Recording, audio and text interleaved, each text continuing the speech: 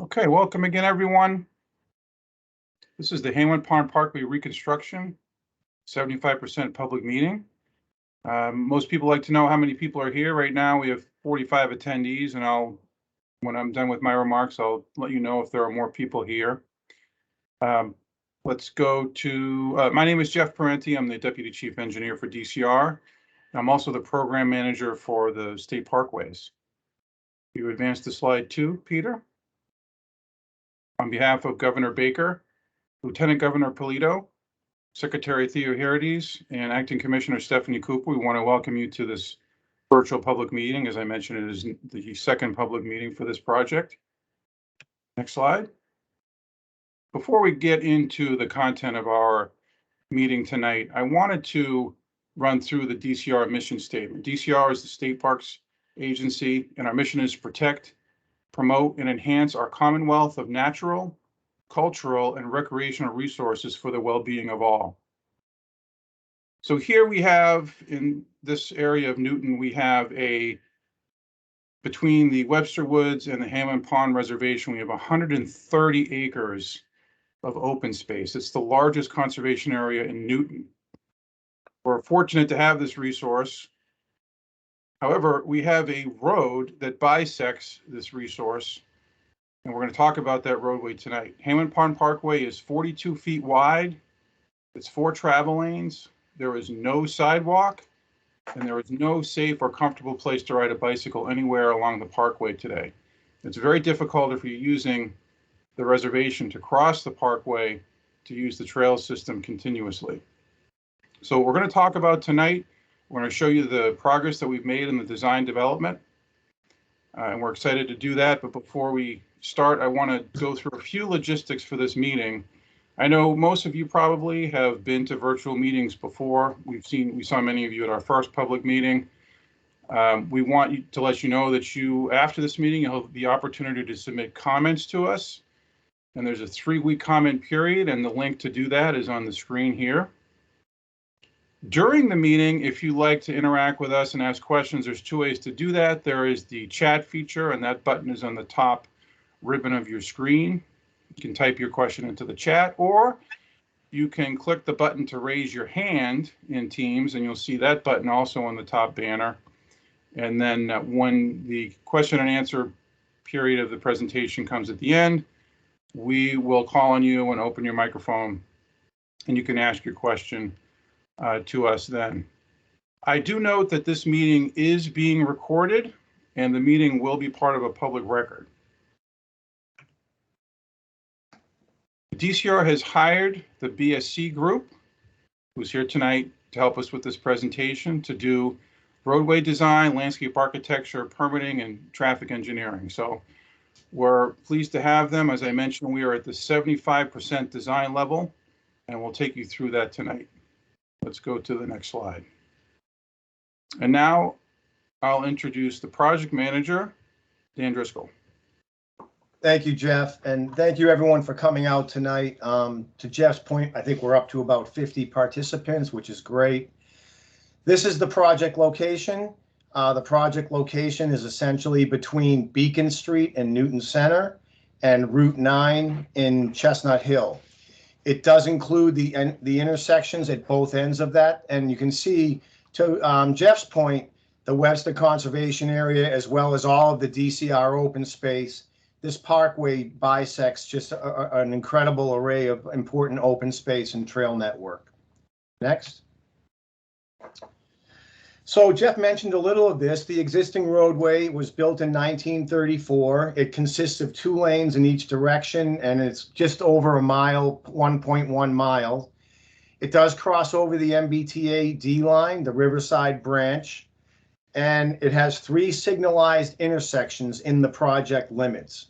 We have been doing coordination with DOT. We recently had a meeting and got through a lot of their comments and provided feedback on all of those comments. So we're in really good shape on our redesign of the cross section of the bridge over the Green Line.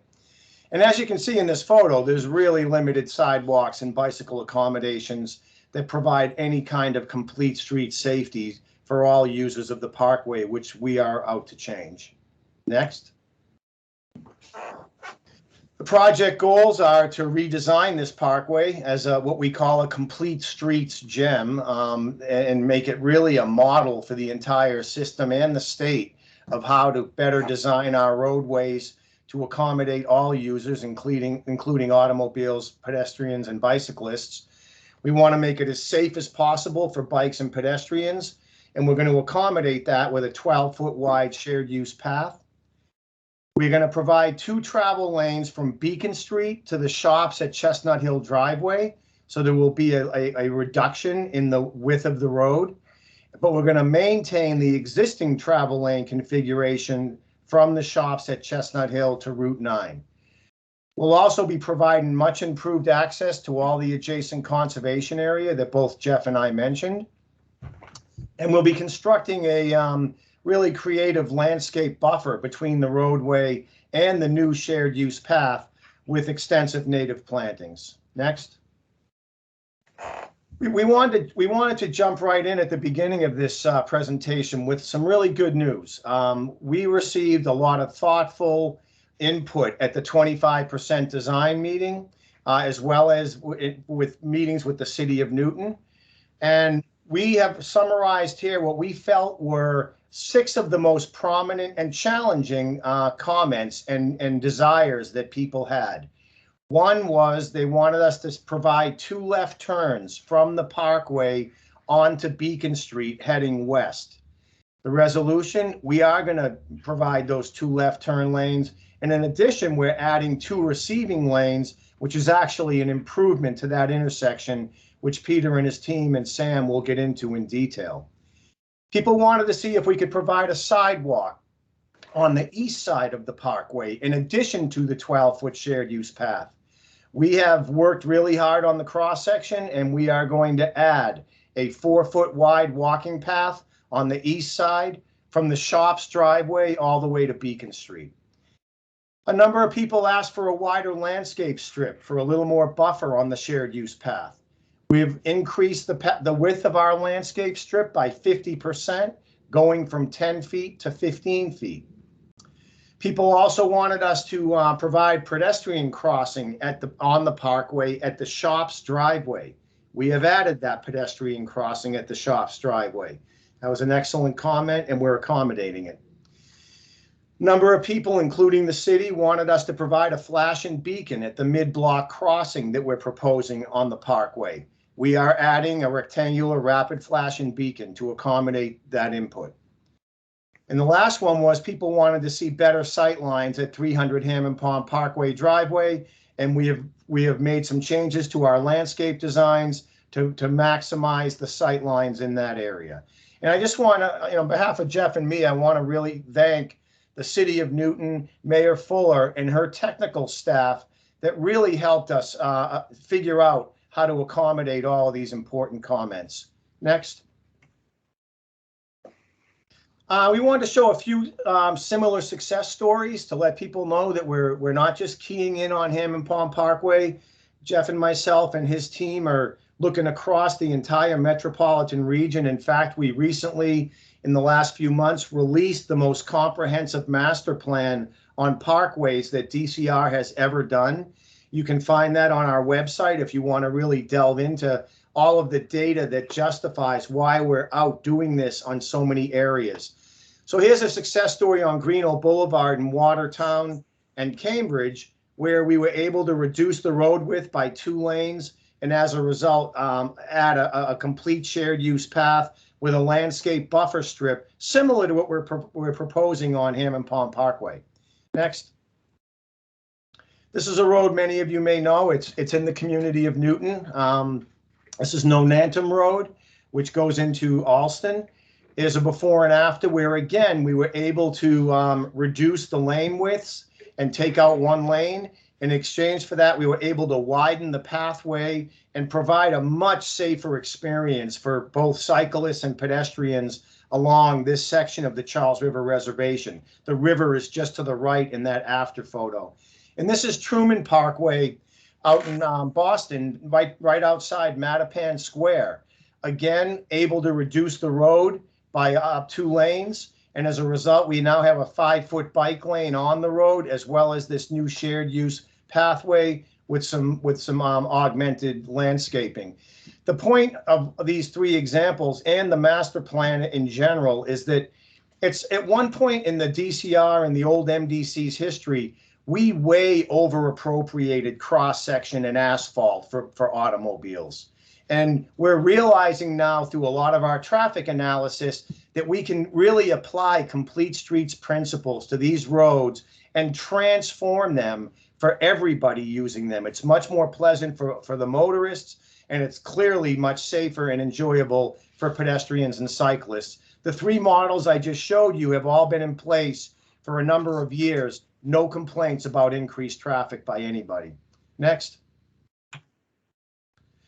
So how did we get to today on this project? We issued our notice to proceed to BSC in 2019, and we immediately went out and conducted extensive surveys on the Parkway, on Hammond Pond Parkway, including traffic counts, which you'll see tonight. We've had now 3 meetings with the City of Newton, coordination meetings with Jeff and myself, as well as the mayor and all of her professional staff. And we have an extensive traffic report, which you'll see at the end of the presentation, how you can go and see that or download it if you're interested in delving into the real minutia that is a traffic report. In 2020, we had our lighting coordination meeting with the utility companies. We'll be adding all new street lighting and new conduit for the entire length of the Parkway. And we completed our 25% design. In January 21st, we had our 25% design public meeting. It was a really highly attended public meeting where we got a lot of the good comments that we're showing you tonight. We were able to accommodate. And we've been working with the bridge plans with DOT and the MBTA. We're now at 75% design, and that is what we're here to show you tonight. And with that, I'm going to turn it over to Peter and Sam at BSC to go through the real details of this design proposal. Thank you. Thanks, Dan. So my name is Peter Reed with BSC Group, and I am the project manager for the design team. And with me here tonight is Sam Affiato, our traffic engineer, and Ricardo Ostrich, who is our landscape architect. So with that, Sam, can you speak to the traffic slide here, please?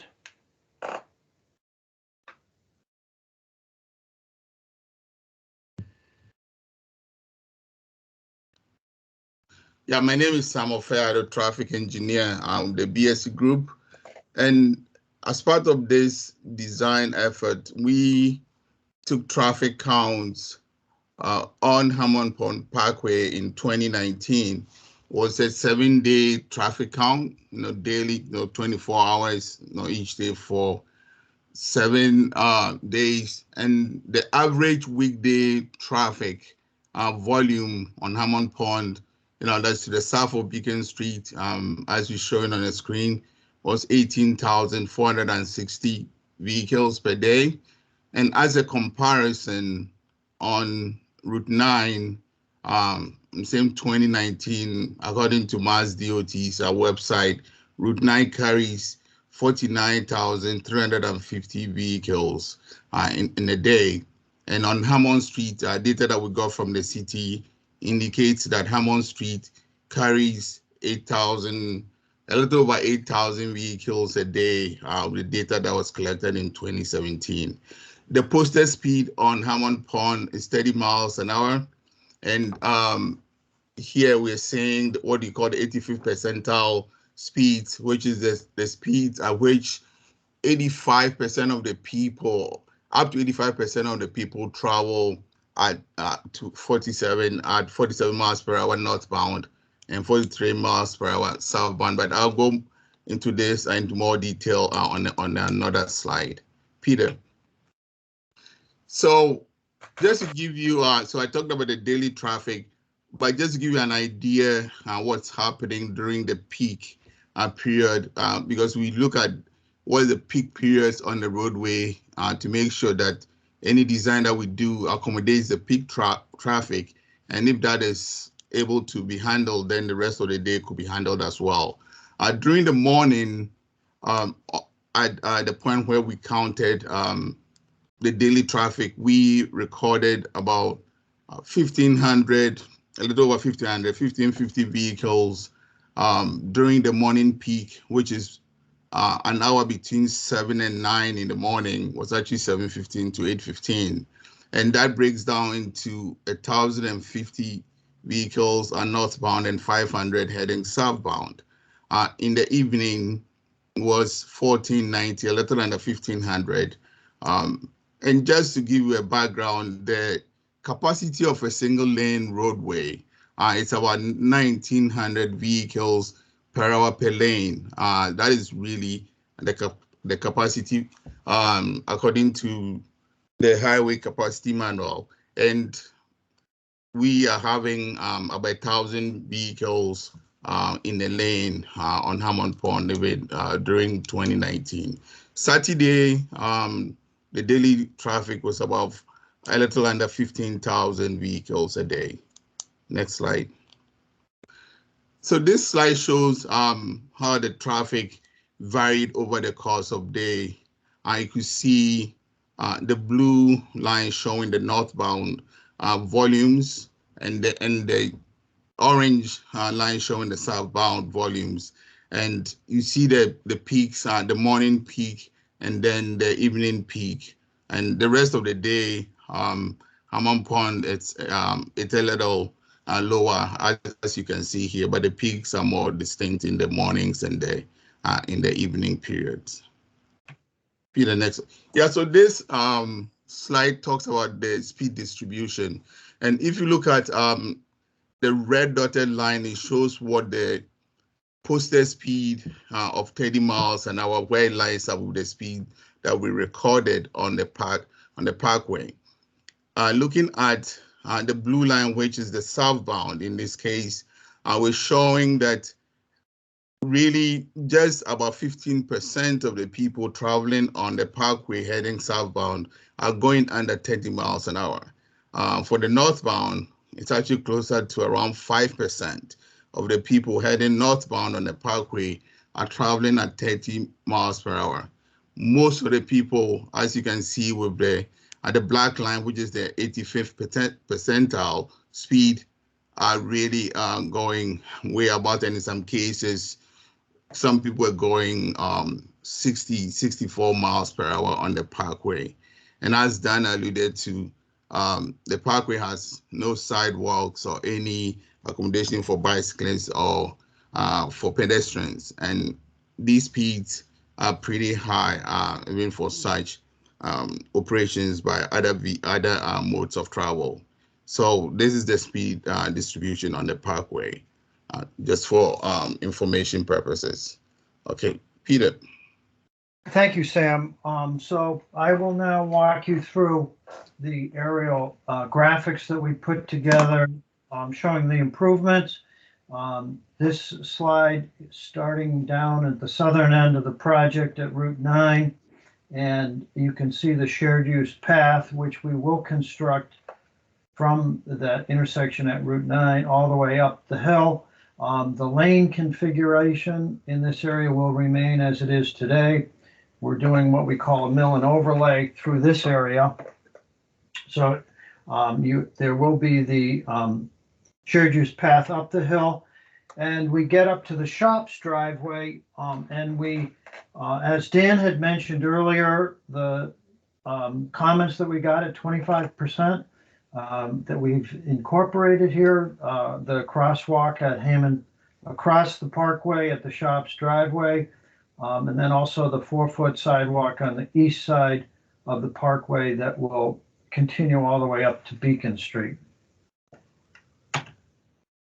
This slide shows there's an existing pull-out area there today, and we're going to expand that a little bit. You can see the parking area going northbound. And then we have a mid-block crossing. And again, there were a lot of comments, and we are now adding a rapid rectangular flashing beacon at that crossing. This slide actually shows the Parkway going over the D line. As Dan mentioned, we have been coordinating with Mass DOT on the bridge quite a bit. There will be improvements to the bridge. And then we also have taken the landscaping strip, which had been proposed at 10 feet in width, and are now going with 15 feet. The last slide here is at the north end where we get to Beacon Street, and you can see the double left turn, which was a comment that we received. And again, it's actually better. It's shown here. Now we've zoomed in on specifically on the intersection, and you can see the northbound left turns, and you can also see the two receiving lanes going westbound toward Newton Center. Also on this slide, you can see that we have added separated bicycle lanes on all approaches and through the intersection, as well as crosswalks and the sidewalks on all approaches. And the city of Newton really was very helpful with helping us to get this intersection to this final to this design that we're showing here. It was very challenging, but we all worked together and got it done. Sam wants to just talk briefly about level of service and then talk about the Beacon Street intersection. So Sam, can you walk through that? Yes, thank you, Peter. So one of the comments and concerns that we got as feedback was, how was the Hammond Pond and Beacon Street intersection going to operate with the proposed design? And before I talk about the analysis that we did, this slide shows level of service designation, which the level of service is to show how the driver experienced the intersection. And in this case, it's represented by delay, how long a vehicle waits at an intersection. And it's different for a location with signals and a location without signals. So the best level of service at the signalized locations when you don't wait for more than 10 seconds, and that goes from A, and it goes all the way through to F, where you wait, greater than 80 seconds. And for an urban area, usually it's really D and E. It's what you tend to see at most of the locations as the overall level of service. Peter. So for Beacon and Hammond Pond, we looked at the traffic that we collected in 2019 being the baseline. And then we looked at 10 years out, what if nothing is done at this intersection, but by applying just a normal growth rate to the intersection, like 0.5% per year over 10 years. So that was the no-build condition.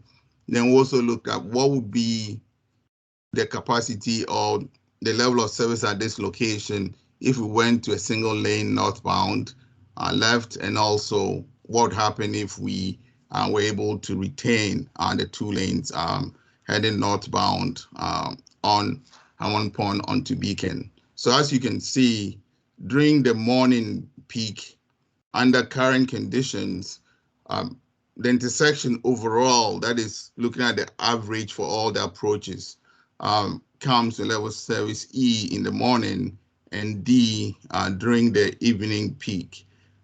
Under the no-build condition 10 years out, without any changes to the intersection operations, it goes to level of service, well, it remains at E for the morning and then D for the evening.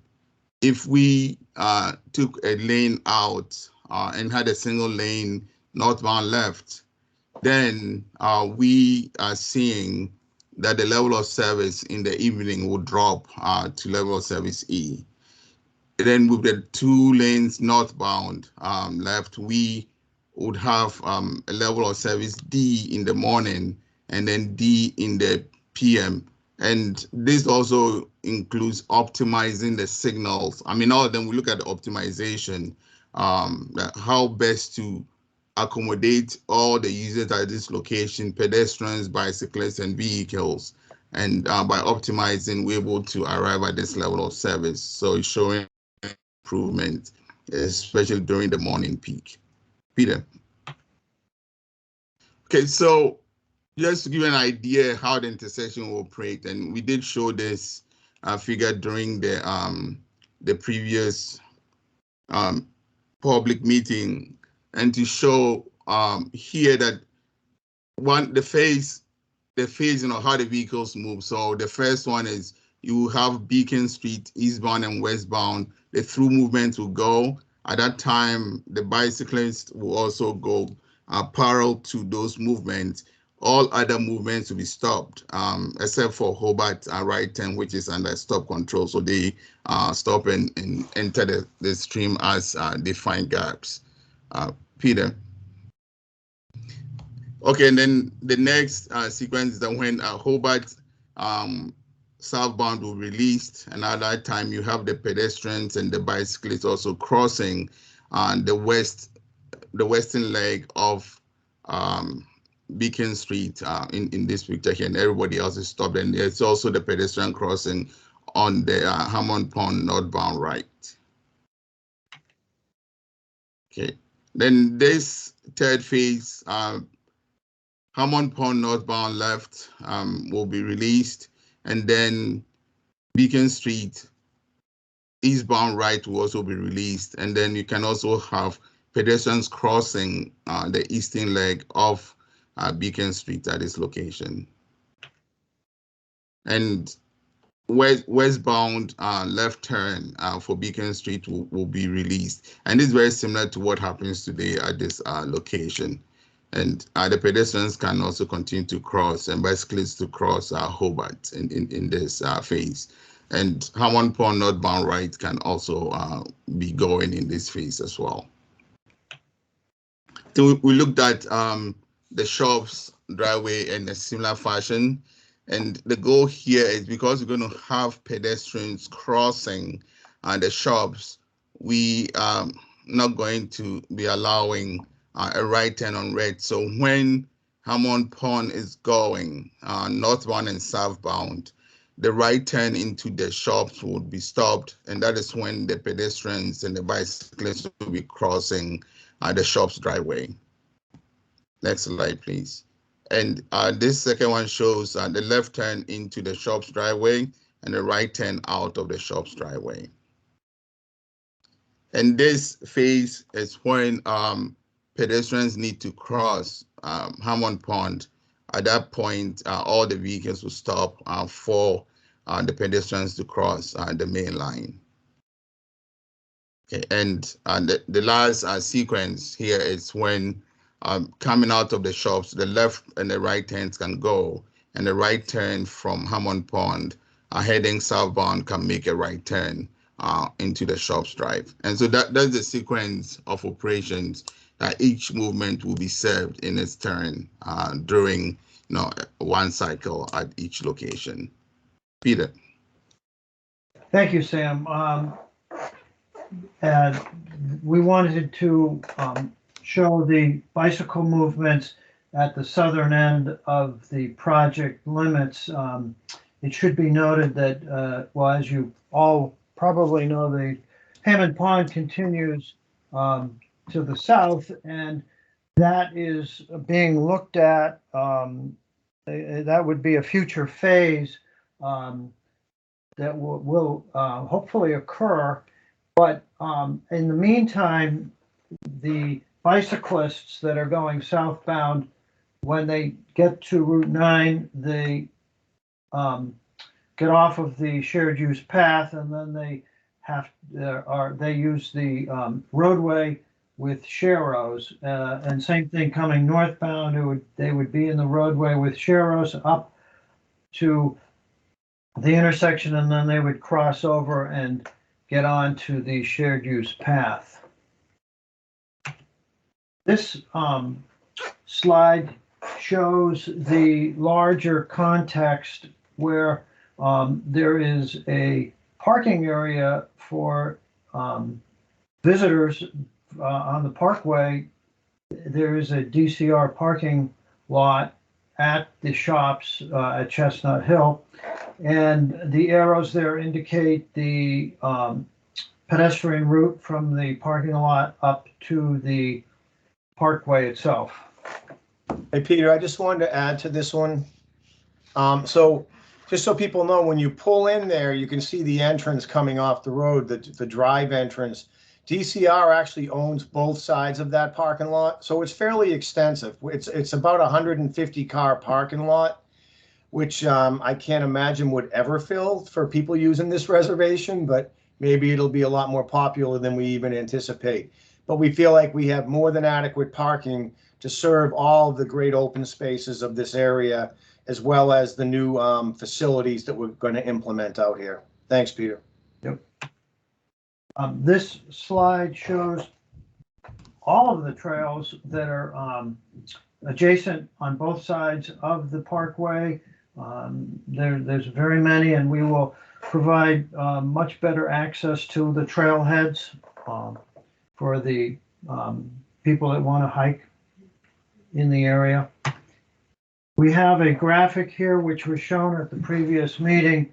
The landscape strip, as we have stated, we've gone from 10 feet in width to 15 feet. We've also added the path that's shown there on the east edge of the Parkway. This view here shows a wider landscape strip, and it does show the path over on the east side. Ricardo, would you like to speak about the planting palette, please?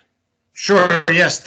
Thank you, Peter. So because we are really flanking the Webster Conservation Area and the Hammond Pond Reservation, so these are all very, very natural areas. I think the focus on the plantings for the 15-foot landscape buffer between the vehicular traffic and the mixed use path will be on really creating islands of native plantings. And so that's the palette that we've chosen, because I think from the beginning, the notion was to try to knit together these two really important natural resources, and try to knit them together across the road. So we have very traditional species like the red maple, the sour gun, the scarlet oak, the American elm, the white pine, and the locust. And we also have some small ornamental trees like the gray birch, the sassafras, and the sourwood trees. And these are all trees that are found in the local woods in the environment. And we have then lower shrubs. And I think the idea was that these are islands of landscaping with trees and shrubs, and then ornamental and a native grass and fern ground cover. That are then and then there's sort of large mown areas, and so there's a kind of a rhythm between these sort of islands of trees and shrubs and grasses and ferns and the mown areas, so that there's a kind of a rhythm. And our hope is that this rhythm kind of clues people to the notion that this parkway is going to be having more pedestrian traffic. You're going to have people walking through the different trails. At least that's our hope. I mean, right now it's used, quite a bit, and we expect that'll be used more in the future as well. And that the plantings will also encourage people to slow down, because it's one thing to have a wide open space, and there's another thing to have kind of groves of trees that sort of are more calming to what the experience is. In addition to that, and supporting the landscape, next slide, Peter. We have site elements, and so the light poles that are there now will be replaced, and there will be more of this sort of traditional light pole that you see on the left-hand side.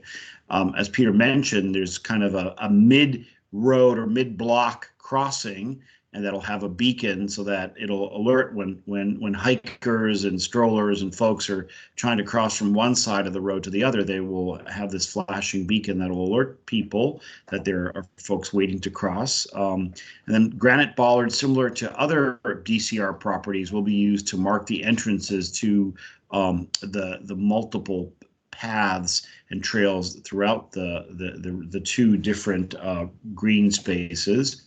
There'll be bike racks available too, so we have incorporated bike racks into the parking area so that folks can park their bikes, lock them, and go on a hike. We are also utilizing not a lot, but enough benches so that to take a break, maybe coming back from a hike or meet some friends. And so we're using the classic DCR Surecliff bench that will be used at the key points where we expect folks to gather. And then finally, one of the wonderful things is the pudding stone, which exists throughout all parts of the site.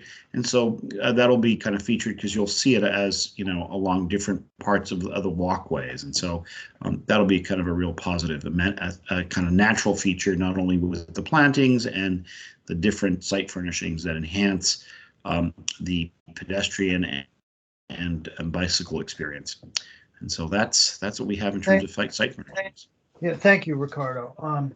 We have some graphics here of the 300 Hammond Pond Parkway driveway, where before and after, and we have added the 4-foot wide path that's going to be on the east side, and showing the shared use path on the west side. And then this view is looking south. This view is looking north. You see the shared use path, and then the smaller path on the east side. There is environmental permitting required on the project. We are within resource areas, so we will be submitting a notice of intent to the Newton Conservation Commission. We have spoken with them already and gotten a little bit of input. So we are planning to submit in December, about a month off. We will be filing a PNF with Mass Historic Commission. We will be disturbing over an acre, so we need to prepare a stormwater pollution prevention plan. And then lastly, this culvert here is at the low point just south of Beacon Street. There's a stream that passes under the Parkway, and currently all of the runoff from the roadway discharges directly into the sides of the culvert. And so we will be disconnecting the storm drains that tie into the culvert, and we will be discharging through storm scepters, which are a water quality device to improve the outlet, and it will then discharge above grade and have some overland flow, which continues to capture pollutants, and then it will drain into the stream. Peter, can you go back for a sec? Yep. I just want to clarify for folks that a PNF is a project notification form. That's what we file with Mass Historic Commission, and that is for the basis of evaluating any potential cultural or historic resource area impacts or potential enhancements. Thanks, Peter. Yep. Did you want to take this, Dan? So the current project schedule, we're here tonight, November 10th, with our 75% design public meeting. We're anticipating getting 100% what's called PS&E, that's plans, specifications, and cost estimating. We should have that in May of 2022. We will then bid the project immediately after receiving that in probably late May, early June of 2022. and actually award the contract to a contractor, to a construction company in July of 2022. We anticipate starting construction in late August, early September of 2022, and finishing construction of the project is estimated right now spring 2024. That gives us a 2-year construction period, and at no time during the construction do we anticipate having to close the road in its entirety. So it will remain open for the passage of vehicles through the duration of the project. And with that, I believe we're going to turn it back over to Dan Cushion and Stefan to help accommodate all of your thoughtful questions and comments. Thanks, Dan. My name is Dan Cushing. I'm the Director of Public Engagement at the Department of Conservation and Recreation, and we're all really excited that you've joined us this evening. I'm going to be hosting the Q&A with my colleague here, Stefan Skolinski. He's the Deputy Director of Government Affairs and Legislative Affairs. So I'm going to proceed with these written comments. So actually, Peter, could you go to the next slide? So for additional information, I wanted to at least get this out before we jump right into the Q&A. So you're going to be able to find tonight's slide deck and recording uploaded on our website, as well as our Hammond Pond Parkway project page, which I linked in the chat a little earlier. And you have until December 1st to provide public comment, which you can find on that link there. If you have any other general information or project related questions or questions outside of the scope of this project, you can email mass.parks@mass.gov. So I'm going to go to the first chat question here. We're looking for Lucia said that what is the advantage to 2 left northbound turn lanes? Beacon Street West becomes single lane in less than a block. So if someone on the team could I think one of the issues about looking at traffic is you tend to have the capacity constraints at intersections. The intersections is the bottleneck. So having the 2-lane northbound helps to reduce the queuing at Hammond Pond onto Beacon Street. And then once they turn onto Beacon Street and heading west and they get into a single lane and they're flowing, at least they're away from the intersection. So that bottleneck constraint is eliminated or reduced by having the 2 lanes northbound. So that's the advantage. I don't know if Jeff wants to chime in, but. Well said, Sam. The only thing I'd add is that you've driven this intersection yourself. You come to the intersection going northbound, and then there's someone beside you and the light turns green and you're fighting for position in the middle of the intersection. What Sam has done with his design here is he's extended that merge point through past the intersection and about 70, 80 feet west of the intersection, as he explained. So what this means is that the intersection will perform better than it does today. If you remember what we showed you last time at 25%, we showed a single lane northbound. But we had many comments about that. Many of you were nervous about just a single lane because of the heavy left turning volume. As Dan Driscoll mentioned during one of the earlier slides, we have responded to that comment and gone back to a 2-lane approach northbound for the left turns and improved the geometry using the space that we have on Beacon Street westbound. So I think what we have with the result here for this intersection at Beacon Street and part of it is a result of your comments.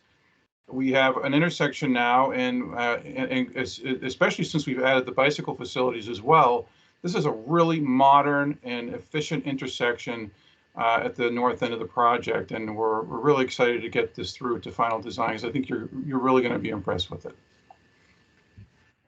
Thanks, Jeff, and thanks, Sam. So we're going to move to the next written question here. And also, I hadn't mentioned this when the Q&A started, but be sure to raise your hands or type in the chat to participate in the Q&A. You can find it as the chat bubble at the top of your toolbar or the hand button next to it. So the next question comes from Jen Martin. Who's asking, oh, I'm sorry, I read the wrong one. No, it is Jen Martin. There are two questions from Jen Martin. So the first one is, will there be a physical barrier to keep that second westbound travel lane on Beacon out of the bike lane at the end of the merge as the bike lane returns to the street? Okay, I think currently they do have the painted space, between the travel way and the bike lane, and that's going to remain the same. I believe the city they access to improve the intersection to sort of like a future outlook where they would look at separating the bike lanes, but that is definitely something that the city would have to answer as to what they would do to separate the bikes and the traveling vehicles on the westbound section beyond the intersection. All right, thanks, Sam. And so we can move on to the next question then. So we're looking for so Jennifer Steele asked, could Hammond Pond Parkway southbound turn right in sequence 2? Okay, so okay, yes, I can answer that. But Peter, do you want to bring up that slide? Is it Beacon or is that it? I think this is the one, I believe. At this intersection here? Southbound, you said southbound left, Dan? HHP southbound turn right in sequence 2. Okay, go down to the next one. Sequence 2. Next slide. Oh, too far. Yeah, That one. there. No, because northbound left is moving at the same time. That would be a conflict. Yes. Yeah, northbound will get an arrow, so you southbound cannot go. It'll be a conflict, as Jeff said. Gotcha. So those are the first 3 questions in the written portion. So now we can go to the hands raised here. So I was actually taking notes about who was raising hands, and I know that so it seems that City Councilor Andrea Downs was the first person to raise their hand. So that's a little out of order. Sometimes that'll happen in these meetings. So I'm gonna allow them to unmute themselves now, and if you'd like to provide spoken comment. Hi, thank you. And I'm really excited about this design. It's so much better than what's there, and also better than what we saw at the 25% design. I particularly appreciate the distance between vehicles and the multi-use trail from 10 to 15 feet. I think that's fantastic. When you ran the level of service numbers, Beacon at Hammond Pond Parkway, your no build and your build grades are very similar, within a grade of each other. And I'm wondering if it makes sense to do the double left and the free right, given that by 2029 you will have the same situation that you would have if you had not built at all. Also, the City of Newton's climate goals stress that we want to have more biking and walking and less driving by 2030 as well. I'm going to jump to a couple of others as well, as long as I've got you. Sharrows at Route 9 means that your cyclists are going to take the sidewalk, and so you should keep that in mind and at least make the sidewalk wide enough to accommodate them. While you're looking at that 15-foot, I saw a lot of great native species. I think that's fabulous. We know that native white oaks support the most wildlife, however, so I'm wondering if there's an opportunity to plant some of those in this. I could comment on the planting. The problem, I agree with the white oaks and habitat and wildlife love them. They're also particularly messy trees near a pathway, and acorns don't make for the greatest safety. We can only clean these paths so much. especially not in the winter when when you know it snows. You don't necessarily know when a bunch of acorns have fallen. You can't necessarily see them at night if you're running or on a bike. So they're kind of a hazard tree for shared use paths like this. If there's opportunities to put them in places that we don't think that's going to be an issue, I would defer to Ricardo on our team to try to do that. But that's the reason why we're not showing many of those trees. Yeah. Great. Then I think my only question is the level of service one for 2029. Yes, so Councillor, we talked about level of service, which is the overall level of service. But when you look at it closely at, we look at queues also, how long the vehicles are queuing. When you have a single lane northbound left, the queues are very long on Hammond Pond approaching this location. So it's not just how long you wait, but also the distance from the signal. So the double left is supposed to process more vehicles than the single left lane. So that was the other improvement that the double left brings to the intersection. And I appreciate that, but you had actually mentioned that the queuing, the bottlenecks are at the intersections. Eastbound, that bottleneck recurs again at Hammond. Westbound, it occurs again at Grant. And those are both single lanes. Yes, I think talking about the northbound left turns, I think the volumes actually making the left turn, it's very, I think they're almost 500 in the morning making the left. And the queuing was long. And if that queue is that long, it also blocks those heading northbound right, heading east on Beacon Street. So, Pete, I don't know if you want to go to that intersection. Yes. So here, for the single lane, what we're finding was that the vehicles were backing up long enough that it was blocking those wanting to take a right onto heading towards BC, on Beacon Street eastbound. So the double left will process more vehicles and reduce the length of the queue so that the intersection it's freer here, and not just for the left turns, but also for the right turns. All right, thank you. Thanks, Sam, Dan, and Counselor. So we'll move to the next hand raised. So I believe it's Scott Thornton. So Scott, I'm going to give you permissions to unmute your mic, and now you can do that. Okay, great. Can you hear me? Perfect. Yes. Thanks for the opportunity. My name is Scott Thornton. I'm with Vanessa and Associates. I'm here on behalf of Boston College, and we have some general concerns about the project. I think that in general, we're in favor of improving mobility for all users and pedestrians and bicyclists as well. But I think we have some concerns. And I think that probably the most pressing concern you've already addressed with the addition of the second left turn lane for Hammond Pond Parkway onto Beacon Street.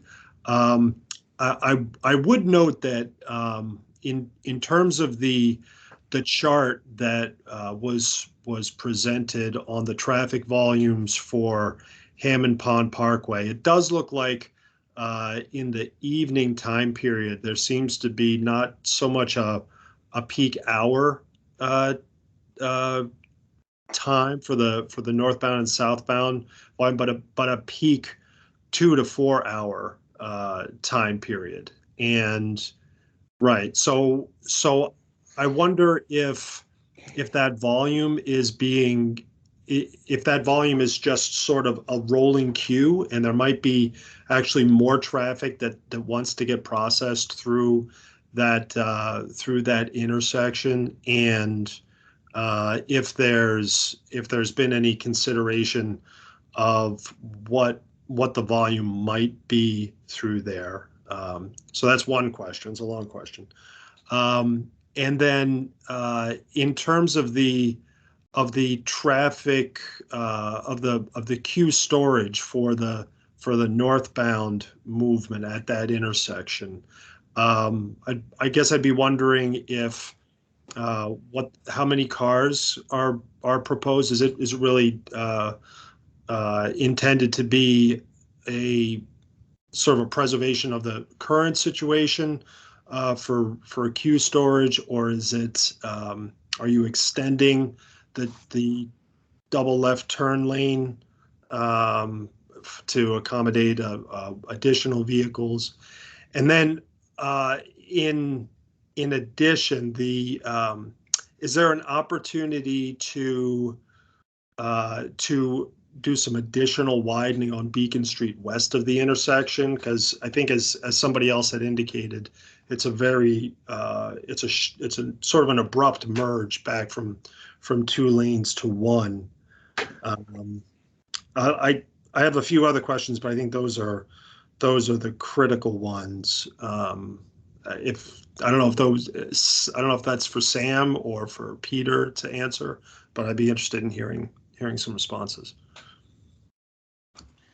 Okay, I'll take a shot, and then I think Jeff can tell me. So the first one being the volume, looking at the PM, that it looks like you have because looking at what we have on the screen now, so you can see that maybe starting from around 3 o'clock all the way through 6 o'clock, you have consistently in a high volume of traffic, both northbound and southbound.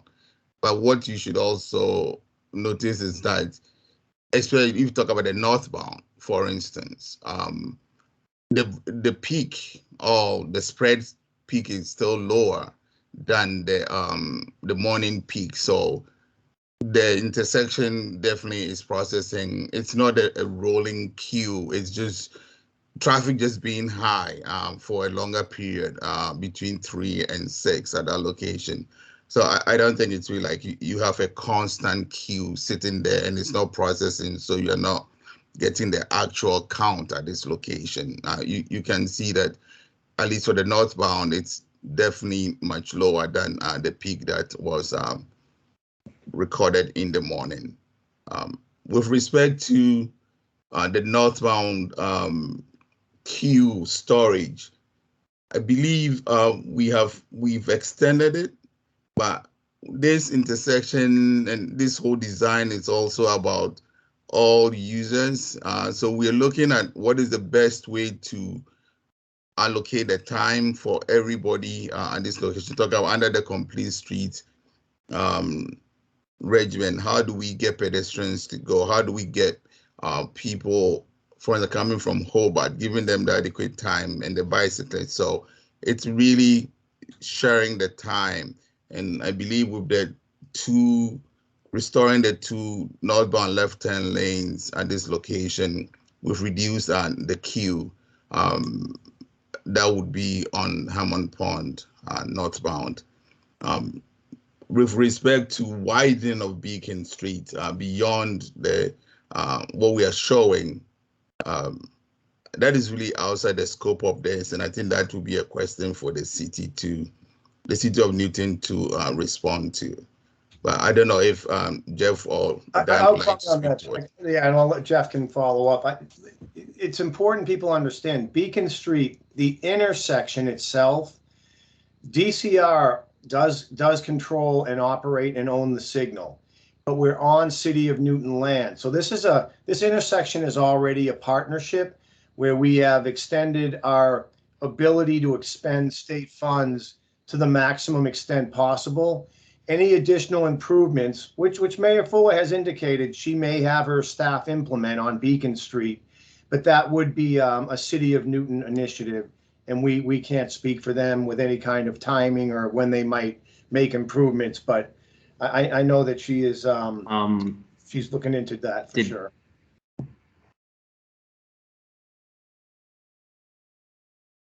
What's that, Dan? Dan may have lost his audio. You may have to come back on the call. But let me just close that question, Scott. I think I think in order to properly and comprehensively answer your question, I would have to get into things like saturated flow and VRS ratios and green percent and things like that. And I think the rest of the call tonight, everyone else on the call would like to probably not get into the minutia of the synchro output. So why don't you and I and Sam take that question offline? And I'll close by saying I hope we can agree that the intersection that Sam showed on the screen a minute ago has more capacity than the one that's in the ground today. It might not be a lot more. We moved the merge point a little bit to the west, but we'll actually process more vehicles per hour, especially with the improved timing and sequence than it does today. So that alone, I hope, aside from all of the traffic engineer stuff that the three of us can talk about, for the benefit of the rest of the people on the call, I'm hoping that we can agree that the intersection is actually better off in the future because we have gone back to the 2-lane approach and expanded it and taken advantage of every square inch of room that we have within the right of way, both on the DCR side and on the City of Newton side, on the Beacon Street side of the project. Thanks, Jeff, Dan, and Sam. And that was a great question, Scott. And as Jeff said, if you want to talk a little bit more about some of the more technical stuff, Jeff said that he would be available to do that as well. So I just wanted to thank you again. And then I wanted to move on to the next hand raised here. Also, I don't know if anyone else got a blip in my internet here, but I think that I'm stable now. If there are any issues, Stefan can jump in too. But the next hand raised here is Mike. So Mike, I'm going to give you permissions to unmute your mic. And, you can be able to do that now.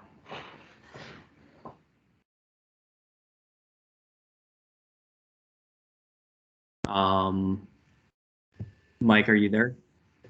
If you want to unmute your mic, you can provide comment.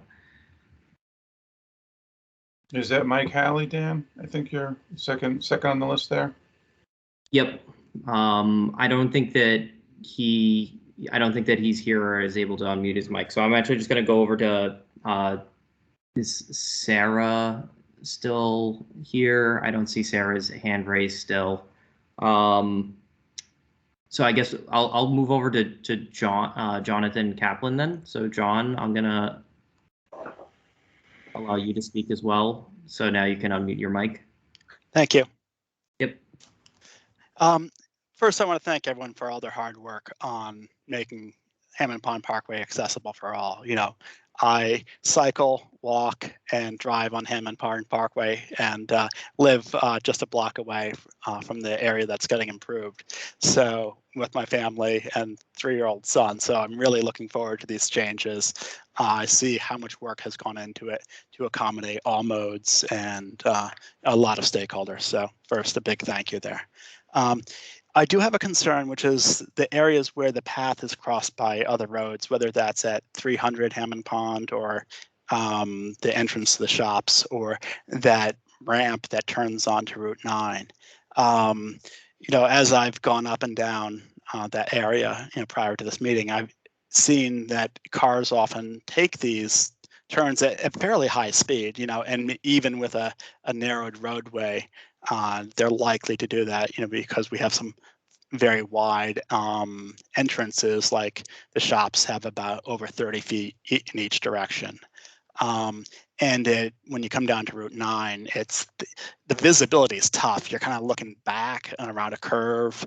And I was wondering what design elements might be able to be used to help improve the safety. You know, sometimes there's raised crossings for multi-use trails or different colors used that kind of help signal that this is an area, you know, to vehicular traffic that's often moving fast, to say, okay, slow down, pay attention, and to help make that, you know, a safer intersection.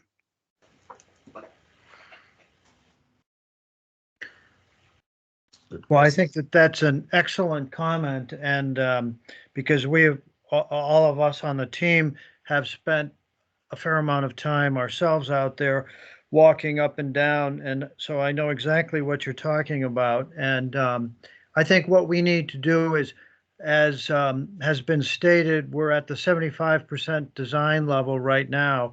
And so we can look at some things that could be done there. I do know that at some crossings, you can put down a different type of material. One of them is called imprint, which looks like brick, but it doesn't break up.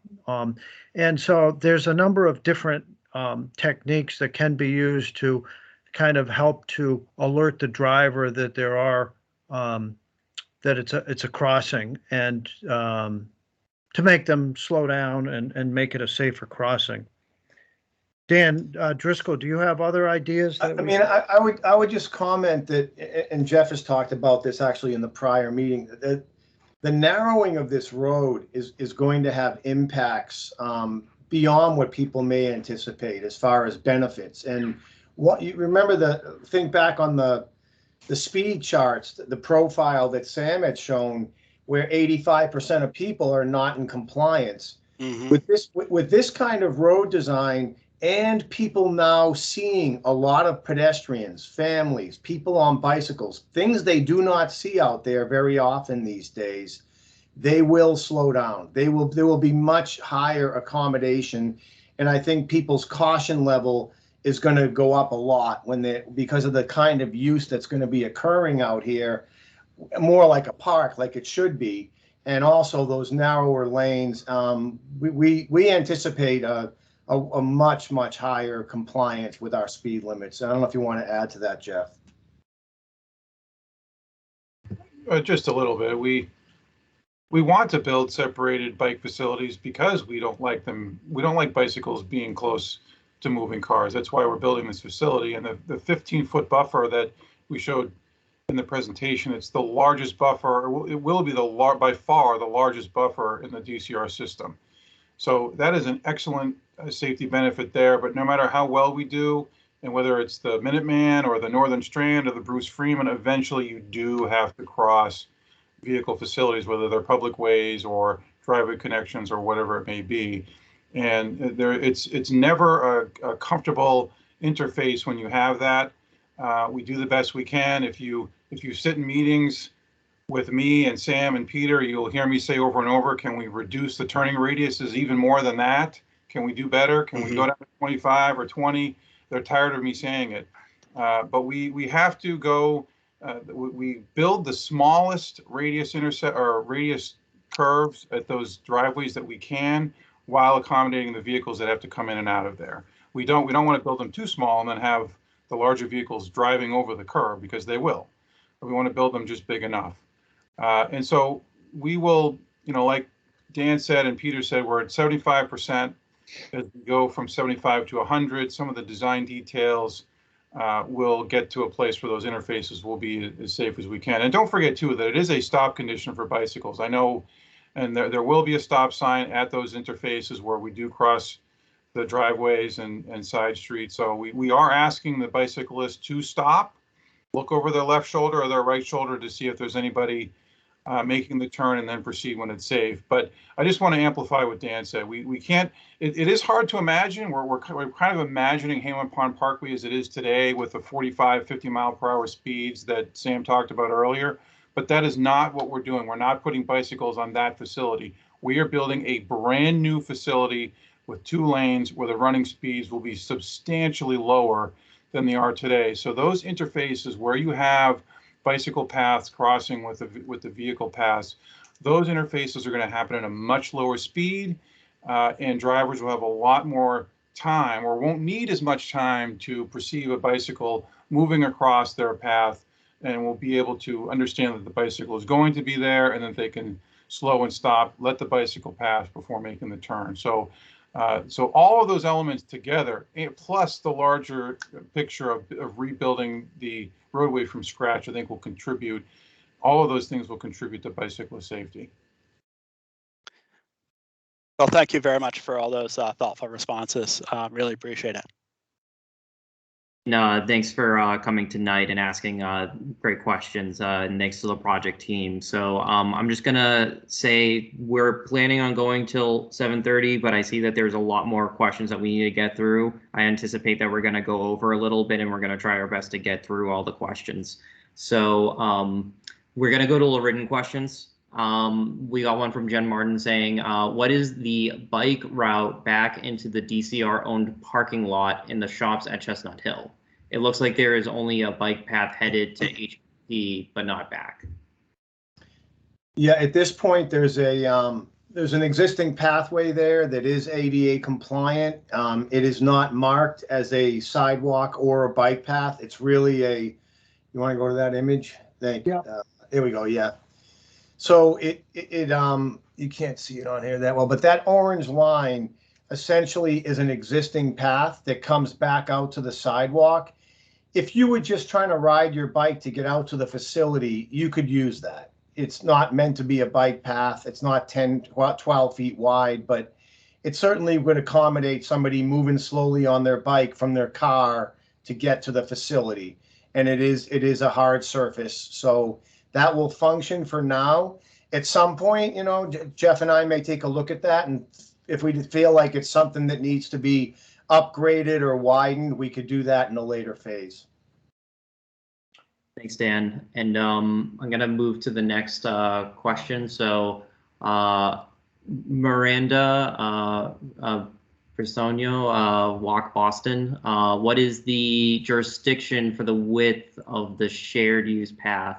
Sorry, what is the justification for the width of the shared use path? 12 feet is a tight width for both pedestrians and cyclists. I believe MassDOT guidance references at least 14 feet for a shared use path. Currently, the ASHTO guidelines, it's 12 to 14.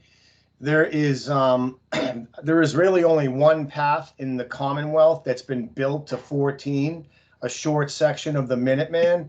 Everything else that's being built today by DOT or us is usually 10 and often 12. 12 with shoulders is pretty much as wide as either agency is going. They just built the whole Bruce Freeman, that's 12. Most of the Minuteman is 10 or 12, and we feel like 12 is a really decent width in accommodating all users. I'll add one more to that, Dan. We have competing interests here. We obviously want to accommodate lots and lots and lots of cyclists and lots of pedestrians, but we also have climate resiliency goals that the agency is trying very hard to be a leader on. And an extra 2 foot of multi-use path is impervious, and that is additional heat island and additional stormwater that we would have to contend with and treat. And so if we, and as Dan described, if we have high quality and high service multi-use paths that are doing well at 12 feet, and we can, and again, we were talking about our buffer, our landscape buffer that's 15 feet. We like that too. We had 10 feet when we were here last time. We've expanded it to 15. If we were to go to a 14-foot path, we'd have to go back down to a 13-foot landscape path. So we are the Parks Agency, and we do want to maximize our, and I'm not a tree expert. One thing I've learned since working here is that trees like a lot of soil volume. They flourish when they have more water available and more soil to work with to grow and to be healthy and to last a lot longer. So those are all of our competing interests. And so in this corridor, we feel that the 12-foot width accomplishes what we need to, along with all of our other goals as well. That's right. One other quick point to this to add to Jeff's excellent comments is that we have been able to accommodate the 4-foot path on the eastern side. So we're really going from 0 feet for pedestrians and cyclists to 16 feet, because you've got the 12-foot shared use path, and we are going to accommodate and build the 4-foot pedestrian path as well. So that's 16 feet of cross section for cycles and pedestrians, which is outstanding. Dan, I just wanted to also add that on the northern section from the shops up, we're calling for 2-foot grassed shoulders either side of the 12 feet. So there's also that additional space. All right, thanks, project team, and let's move to the next written question here. So I'm looking at Sarah Nelvin said, how will stormwater from the Parkway be treated before reaching adjacent water bodies? Okay, well, so we are constructing essentially a new storm drain system from almost all of this project area down near Route 9, where we're not doing as extensive improvements, but from about the shops driveway northward, we're putting in all new catch basins and drain manholes. And then before it's all collected into what we call a storm scepter water quality unit, which is a larger manhole which traps the oil and grease, and it also traps, I mean, the catch basins have a sump that collects sediment, but the storm scepter will be another barrier to collect more of the sediment, and then from there it's discharged at the toe of embankment. And as I said earlier, we've eliminated direct discharge into that culvert. So all of these discharges will have overland flow, which is very desirable. Thanks, Peter. So the next written question here is from Lisa Gordon. Have you worked with BC at all? They use parking there during game days. How will that work, or will that no longer be doable? That will no longer be doable, and we have worked with BC on the issue. We've met with them, we've informed them that the parking as it previously existed, which was not authorized, but it was tolerated, was along the edges of the Parkway. That will no longer be possible. Thanks, Dan. And let's go to the next question in light of time. So we have Adam Peller. Was off-road parking by BC ever legal or just tolerated? I think I just answered that. It was tolerated. Thanks, Dan. Jen Martin says, in the renderings, it looks like the lights are for the roadway rather than the shared use path. Is there lighting for path users? I imagine this will be popular north-south bike commuting route.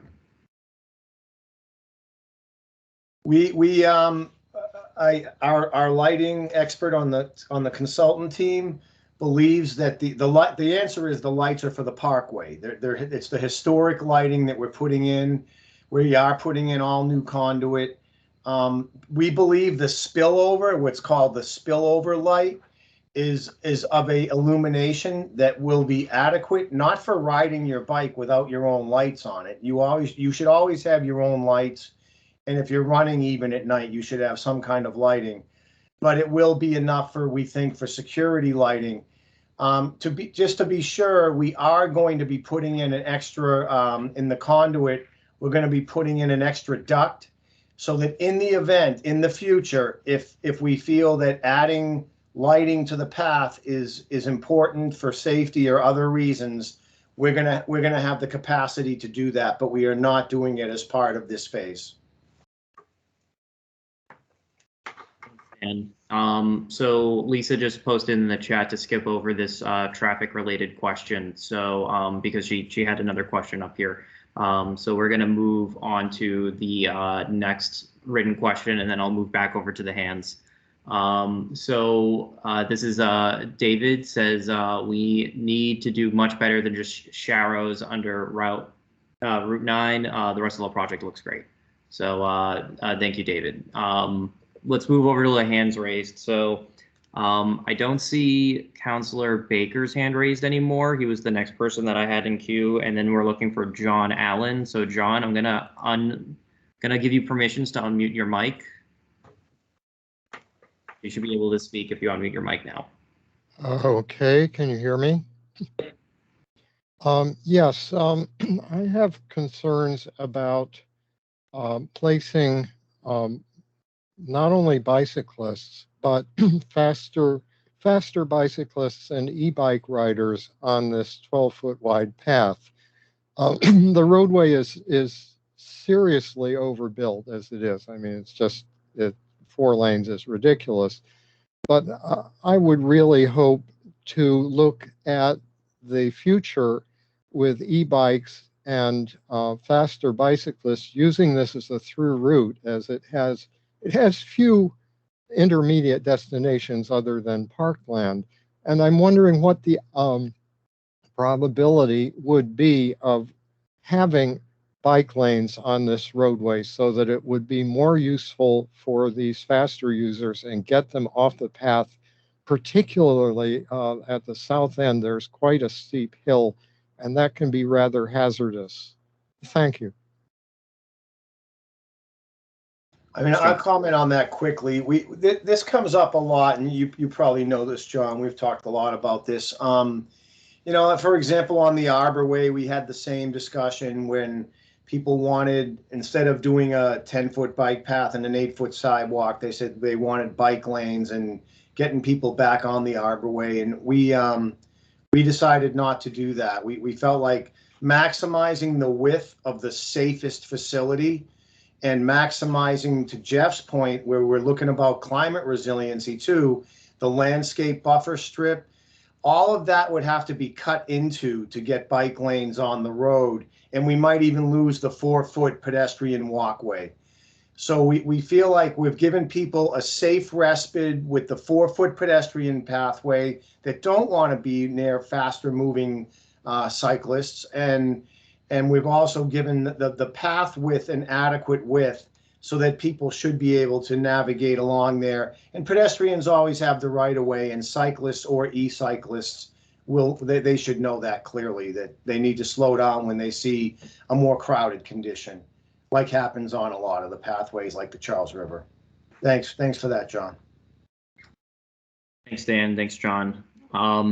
Actually, Peter, do you think we could go to the additional information slide again? I just want to make sure that I re-engage everyone on that as we're getting close to time. So as you can see, there are a couple of links here. So mass.gov/DCR/past-public-meetings. So you're going to be able to find the recordings and the slide deck there shortly after the meeting. You're also going to have the ability to post public comment at the following URL until December 1st. And then mass.parks@mass.gov for any other questions or concerns you may have that are outside the scope of this project. So I'll move to the next hands raised. So I'm looking at Pam. So Pam, I'm going to give you permissions to unmute your mic. You can unmute your mic now. Hi. Hi. This is Pam. I live at 574 Beacon Street. So it's, if you're driving westbound, I'm on the left-hand side. If you're driving eastbound, I'm the fourth house from Hammond Pond Parkway. And I've heard a lot of discussion about, you know, the 2 lanes turning left to go westbound on Beacon, which I think is in place and needs to stay in place. I think that's a good idea. But in terms of going eastbound, if you're coming, say, from Newton Center and heading eastbound, and you want to either go straight or take a right turn onto Hammond Pond Parkway, I'm a little concerned about the fact that it's going to be narrowed to 1 lane on Hammond Pond Parkway, which is going to likely cause a much bigger backup onto Beacon Street. And I haven't really heard anybody talking about that. I mean, especially in the morning when people are heading, you know, likely towards Boston. Obviously, it happens more in the morning. So the last change that was made created a bigger backup than I've lived here for about 15 or 16 years. The last change that was made caused a bigger backup in front of my house back towards Newton Center. And I'm concerned that decreasing the 2 lanes to 1 lane going southbound, like the right turn off Beacon Street, would back that up even further onto Beacon Street. And there is a bike lane on Beacon Street there as well. And I'm wondering just, you know, where is the transition? This is kind of a second question, but linked to the same thing. Where is the transition point for the bike lanes that's heading eastbound to take that right turn and get up off the street and onto what's going to be the mixed use pathway.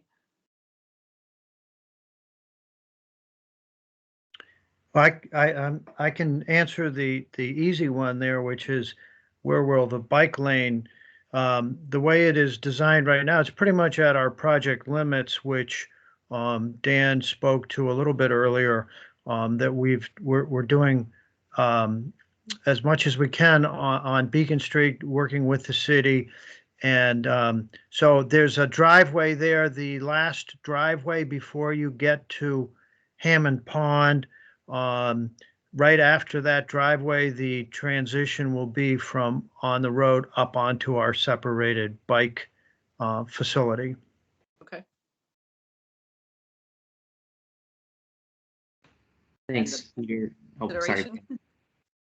Well, well, just, you know, we're going to need to look a little closer at the other part of your question, as far as the turning right, unless you have some information, Sam, turning right off of Beacon onto the single lane of Hammond Pond Parkway. I don't think we identified that as a primary movement, but I don't know if you have any data on that at this point, Sam. We can get back to them on that. Yeah, I think today it's still a single right turn lane. I think what is happening, the only change is that they have to go through the signal to make that right turn. But that is the same thing. Today is a slip, almost like a slip lane, and it's a single lane making a right turn. We're not reducing the number of turns at that location. If the receiving lane, so it's going from 2 to 1, but Right. the eastbound right turn is a single lane, making a right turn. So it's not a reduction in the capacity for the right turn. But we need to look at it closely to see, just to really understand if there are any constraints that we're imposing on that right turn, but I don't think so. Other than to make sure they don't go when the pedestrians are crossing. I think that's the only restriction. So all of that could cause a greater backup on Beacon Street, which is already crazy enough as it is with the bicyclists in the bike lane and the people trying to take the right turn there. Well, Pam, just so you understand, it doesn't matter how many lanes are on the Parkway. You could have 100, you could have 1 lane or 100 lanes. You don't, once you get on the Parkway, you don't stop until you get to the mall driveway, which is 3/4 of a mile downstream. So what determines how long the line is past your front door is what's happening at the intersection before you even turn onto the Parkway. So like Sam said, there's a single right turn lane.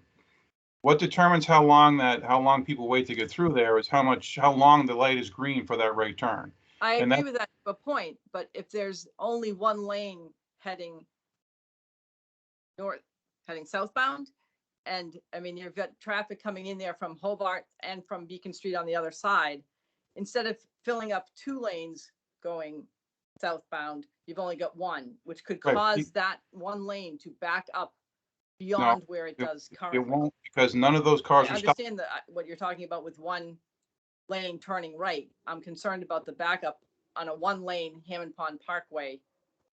But you don't, as I said, you don't stop until you get down to the mall driveway. That's 3/4 of a mile away. Does So this, those cars are going to continue to move. But that's not to say that it's not going to get blocked up from the people going south from Hobart or going left from Beacon Street, like coming down from BC and taking a left.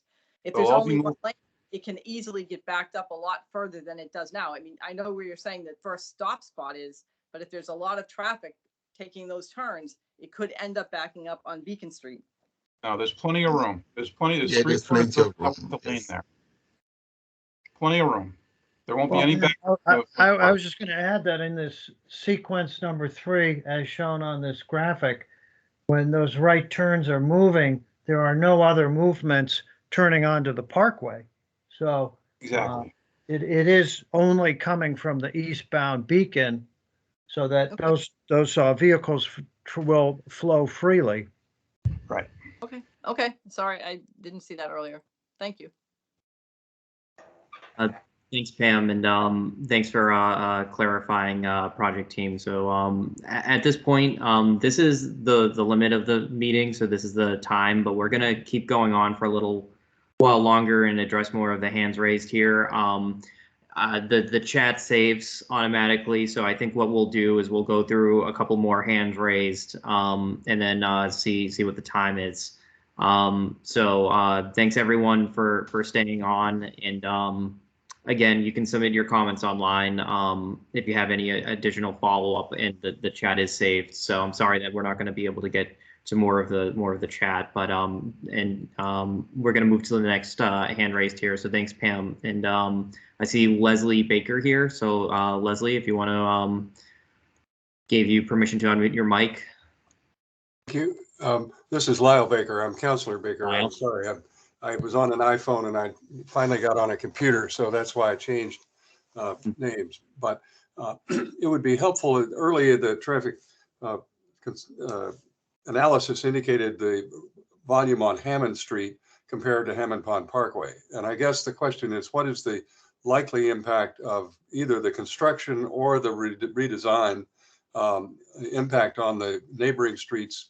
The other north-south street obviously is Glen Avenue that's nearby, that feeds over to Langley Road, because one of the concerns that heard expressed is what are the collateral impacts of this design as opposed to the impacts of the design itself? Can any of the analysts speak to that? Yeah, we anticipate this question anytime we consider reducing capacity. This is a valid question and concern of people who live on other streets. And what I'll say about that is that if you are choosing this route, Hammond Pond Parkway, let's call it Route A, if something happens to Route A, when will you choose a different route like Hammond Street? You'll do that if and only if the travel time on some other route is less than the one that you're already using. So here on Hammond Pond Parkway, we do propose to reduce from 4 to 2 lanes in both directions, and then the effect of that will be that your travel time from Route 9 to Beacon Street or vice versa will be reduced because you're going slower. That's the way we want to build the roadway. But that travel time is probably not less than if you used a Route B, which in this case you're talking about Hammond Street. Hammond Street is 1/2 mile to the east and about the same length as Hammond Pond Parkway, so that you would have to go a 1/2 mile east, go all the way up Hammond Street, and there's several all-way stops there, and it's a very narrow street, and it's residential, and there are driveways and parked cars and so on, and then a 1/2 mile again back to the west to get to the intersection at Beacon Street on Hammond Pond Parkway. So it's very unlikely with the work that we are doing on Hammond Pond Parkway that the travel time will be better on any other route, despite it being a little bit longer compared to what it is today. And I'll also add that it's very difficult, even with the best transportation planning modeling tools that we have available, to predict with absolute accuracy what the traveling public will do in the future. But I will point to the projects that we've already completed, and Dan presented a few of those earlier in the program, and the one that I think is closest to all of you is Nonantum Road along the Charles River. That used to be 4 lanes. And if you were to look at that road now, if you were to walk it or drive it, I think that you would, first of all, it would be hard to imagine that road if you look at it today as being 4 lanes. It looks like it's always been 2 lanes. But if you look at the roadway now, it handles the volume very easily. And with the exception of the major intersections, which are rush hour, just like any other, there's a little bit of wait time to get through some of the larger intersections. It handles the traffic very well, and those volumes on Nonantum Road are similar to what we have here. To answer your question, it was shown on the plan that Sam showed.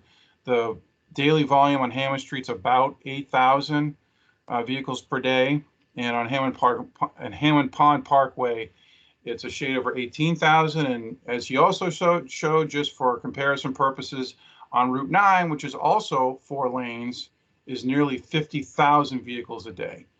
So what we're proposing to do here is to rebuild the parkway to a size that is appropriate for the use that it gets and for the context in the reservation.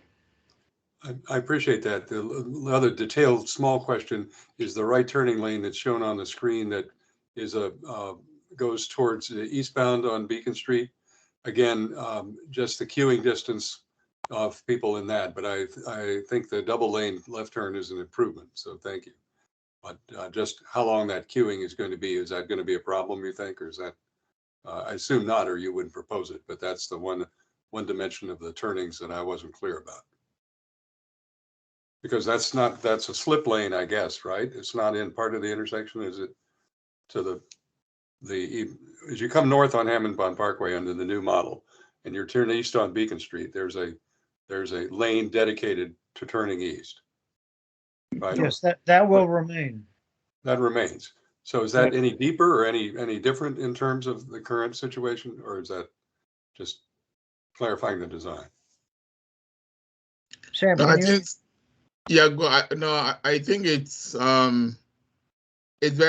similar to what is there today, but then clarifying it and also allowing pedestrians to cross it when they push the button. Okay. Yes. Thank you. I appreciate the time. Thanks, Counselor. And we'll move on to Fred's question here. So I see Fred has their hand raised. So let me, you can unmute your mic now and provide comment. Fred, if you are there, you can unmute your mic. Okay, I think we'll just move on to the next hand raised here. If Fred isn't here, is it Samaro Weera? Sam, I'm gonna give you permission to unmute your mic. If you want to provide comment, you can unmute your mic here.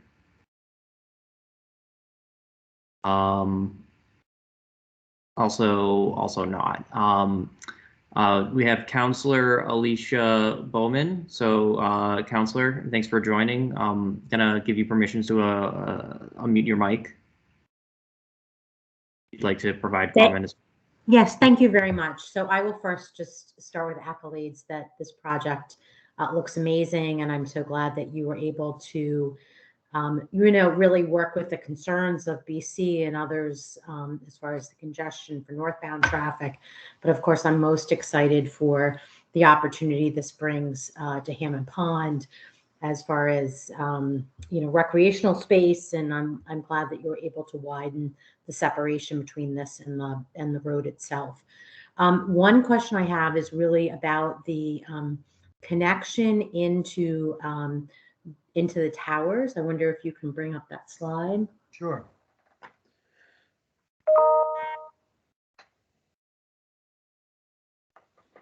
So Can you see great. it now?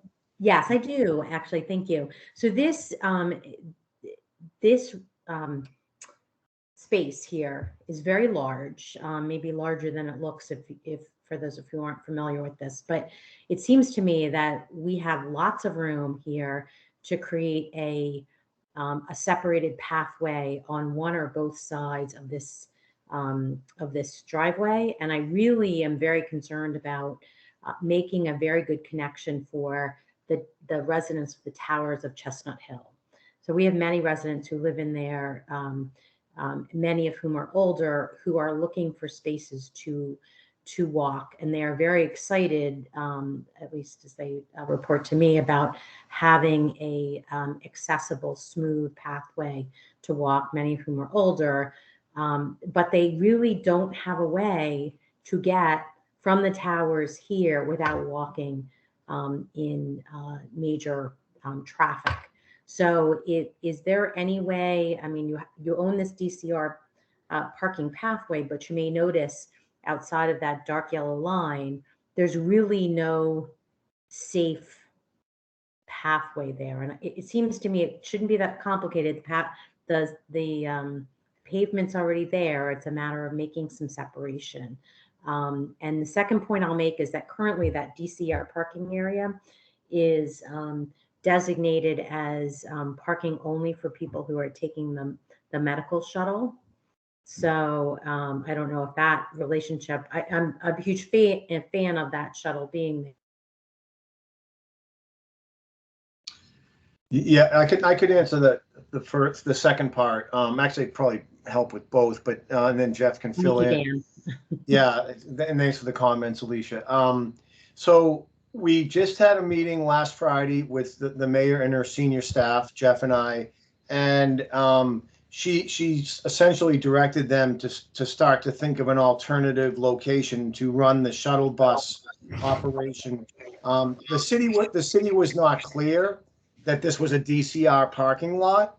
And now that we've confirmed that we actually own it in its entirety, and it is, she was going to try to see if what a good alternative location might be for the shuttle van operation. And the signage that's there is going to get replaced by us eventually with public parking and DCR signage, so everybody knows what it is and what it's supposed to be used for. The other issue is that the pathway would be easy to do, and I think Jeff would agree to add it if we owned that entrance.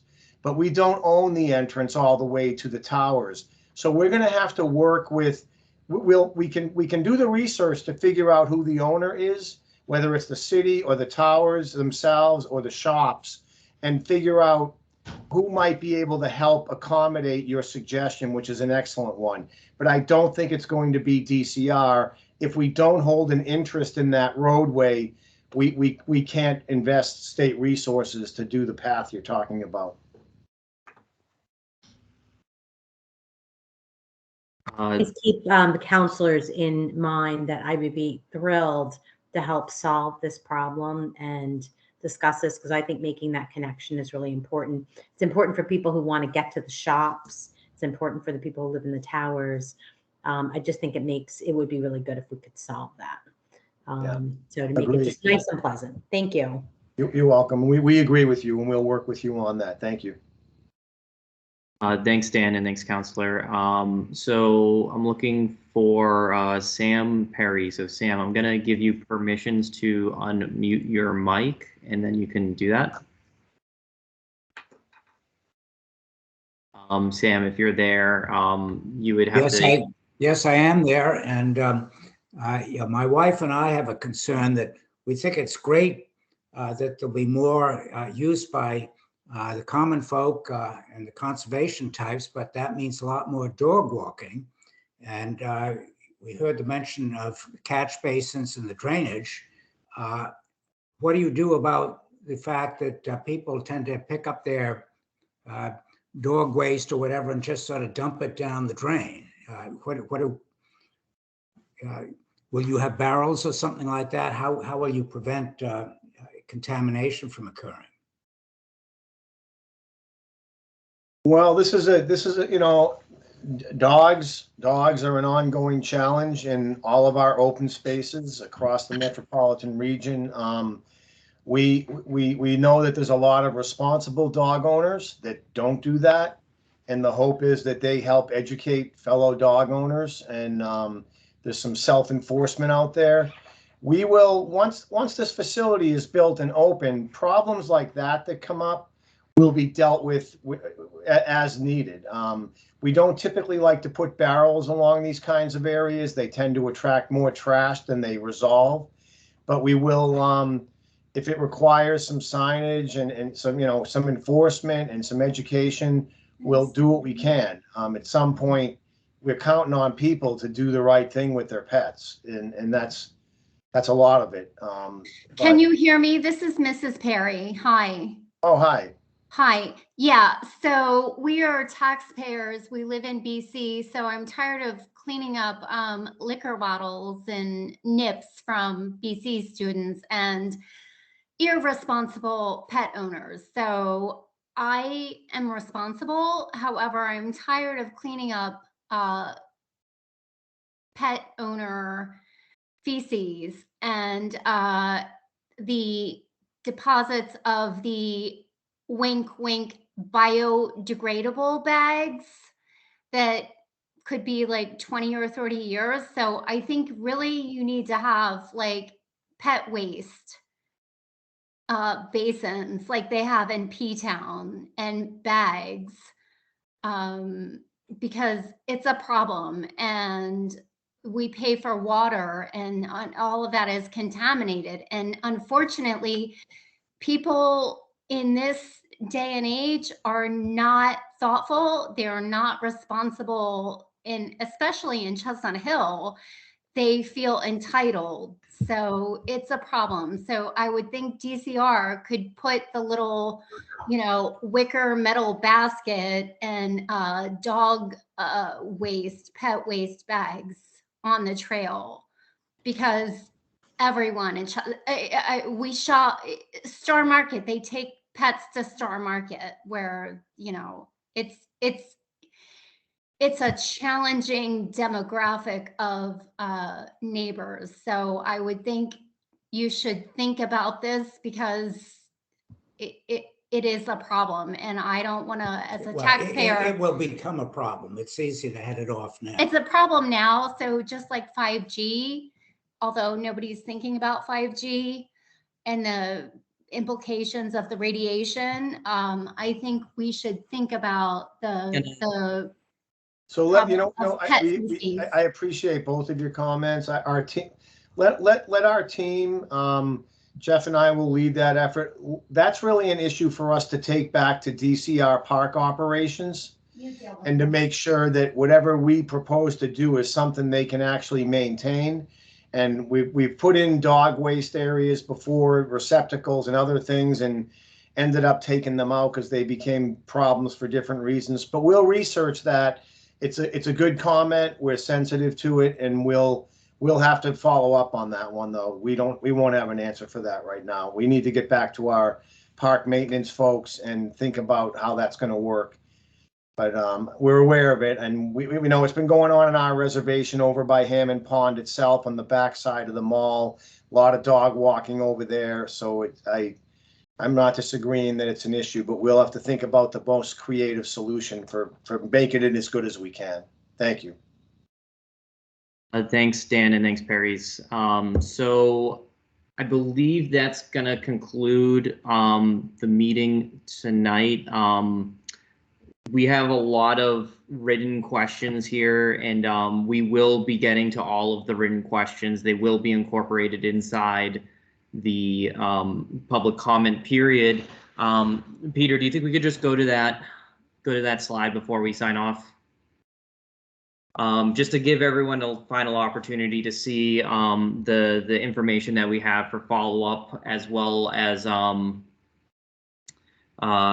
finding resources after the meeting. And we have the past public meetings platform on our website for recordings in the slide deck. There's the website URL to provide public comment until December 1st. We will take all of the questions that were posted in the chat, and I know there were a lot of them, and we're sorry that we couldn't get to them tonight, but we've gone well over time.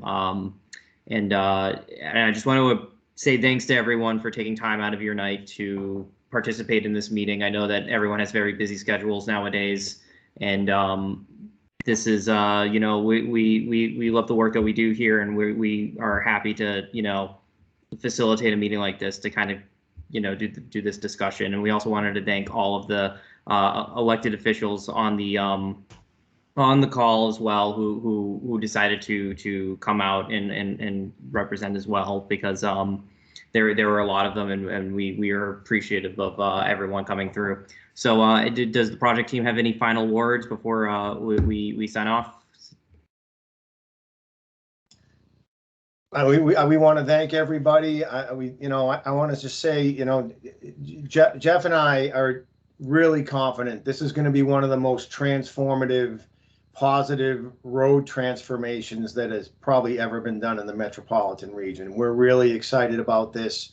We thank you all for your thoughtful comments. You can see that we take them serious with the major design changes that have happened since 25% design.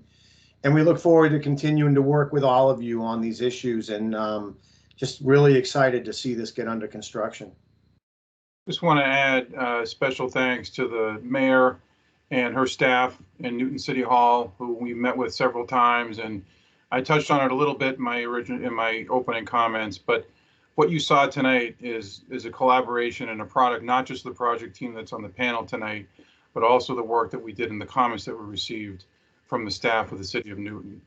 And so we thank them for, it's hard to work on a project that isn't yours, but they did that. They put the time in and took the energy and the thoughtfulness to help make our project better for everyone here on the call, for the people of Newton, anyone and everyone who will eventually visit this new parkway in the future. So thank you, and many of you are in the audience tonight attending.